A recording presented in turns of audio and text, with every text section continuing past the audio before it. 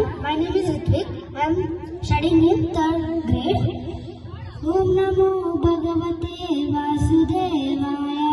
Ath Panchadashodhyaya Shri Bhagavanuvacha Udyamoolamadharshakam Ashwaddham Prarhuravayam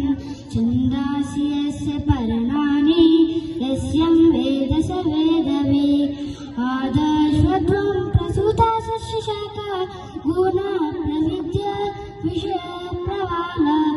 Adashamulanyanusantadani Karmanubandhi Himanashaloke Narupamasya Tadupalabhakte Nando Najade Nacha Sampratishta Ashwadhamenam Sumirudamulam Ashangasasrena Didena Chitva Tata Padam Tatparimargitavya Yasmin Gatana Nritanti Bhuya Tameva Jajam Purusham Prabhadde Eta Pravidhi Nasita Purani Nirmana Moha Jita Sankradosha Adhatmanitya Vinaveda Kama Vandera Mukta Sukhaduka Sanjay Ragachanda Mura Palamavayantar Natatpasete Suryo Nashashankuna Pavaka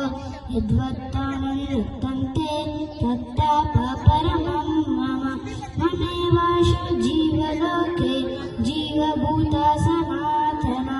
Manashtastralindriyani Prakriti Stani Karshati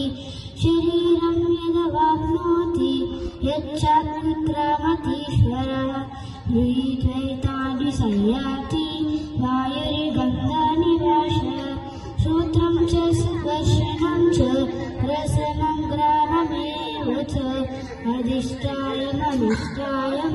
Vishayan Pasevate Utkramantam Sitam Vapi Bhunjanam Vagunanditam Bhimudanan Parshanti Gyansashuksha Etanto Yoganashenam Parshantatmanavasitam Etanto Pekutatmano Nainam Parshanta Chetasah Yadagitikatam Tejo Jagadvasayate Kilam Yachandramasi Yachagno Tattejo Viddhimanakam Gama Vishya Bhutani Dharayamahammadasa Vishnami Chaushadhi Sarava Somo Bhutva Rasadnakaha Amnaishvanaro Bhutva Pranenamahamashitaha Pranapasamayukta Pachamannam Chaturvidam Jai Shri Krishna.